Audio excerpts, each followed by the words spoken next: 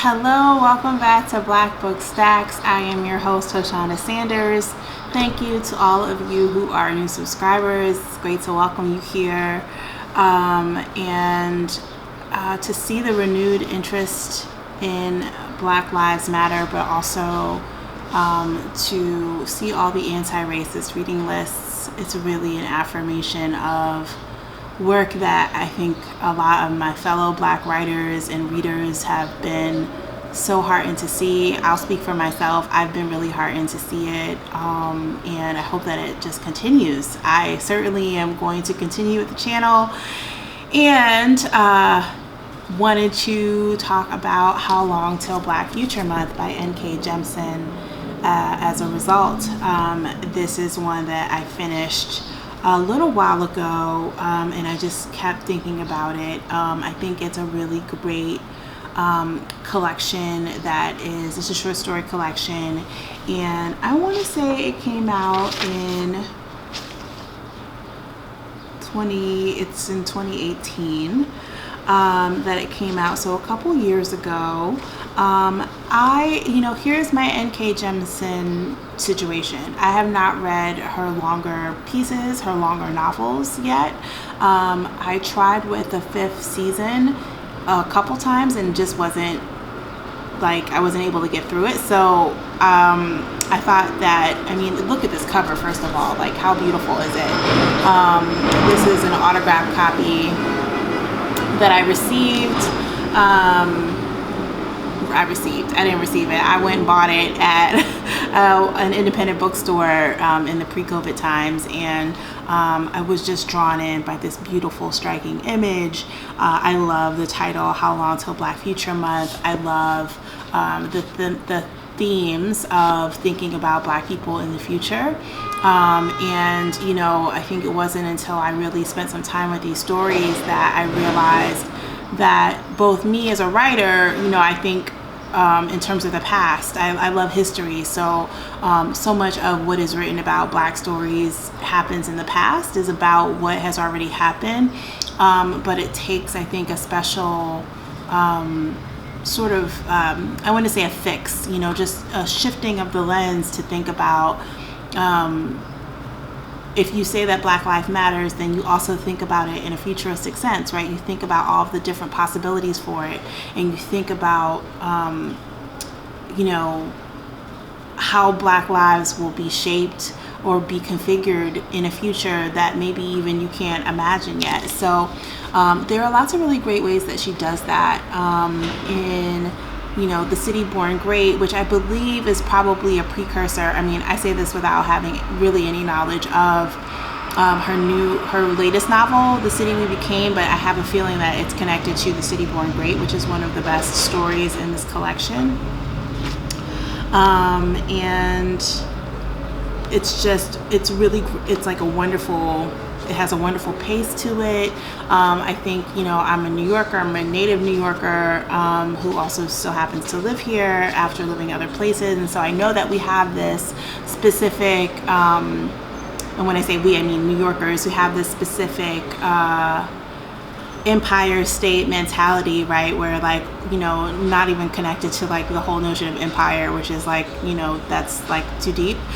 It's really just more we are the center of everything, and everything that matters happens here first, and all of that. I think for anyone who's been watching Andrew Cuomo, that's sort of his deal, right? Is that what happens here affects the rest of the world, or touches the rest of the world. And I think we definitely see that is happening in some unfortunate ways, but I think that there are ways that it's positive, and N.K. Jemisin really touches on them. There are a couple of stories here that have to do with food, and you could probably see the spark in my face when I said food. I love food and I like to cook, and so it's so exciting to read a book like La Alchemista, which blends speculative elements with actually what it is to cook, and what it means to make a perfect recipe, and what the possibilities are for not just us kind of being in the kitchen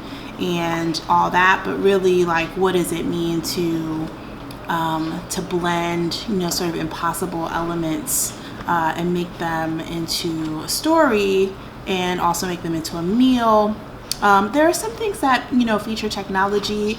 They weren't my favorites. I am also thinking about, when I talk about food and the way that she writes about it in the collection, there's something, and I did not take French, so give me some grace. Cuisine des Memories. It's about this restaurant in New Orleans that replicates dishes to the T, based on the memory that you describe, or the moment that you ask them to replicate it. So that was like fascinating and cool, and just a really interesting concept. I spent a lot of time reading the book wondering, where did she come up with that idea? That's fascinating. And I want to say that there is at least one more. Too many yesterdays, not enough tomorrows.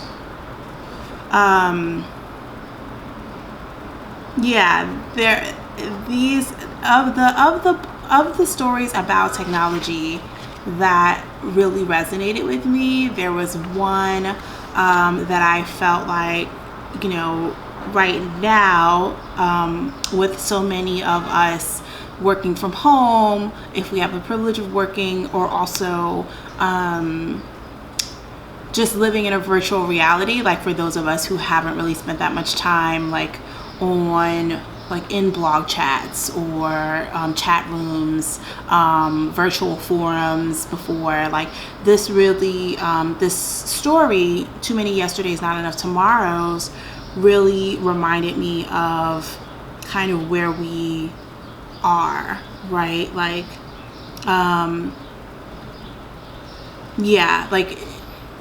for instance, there's a sentence: now free from the pressure of those gazes, she could run. She was fit and strong and free.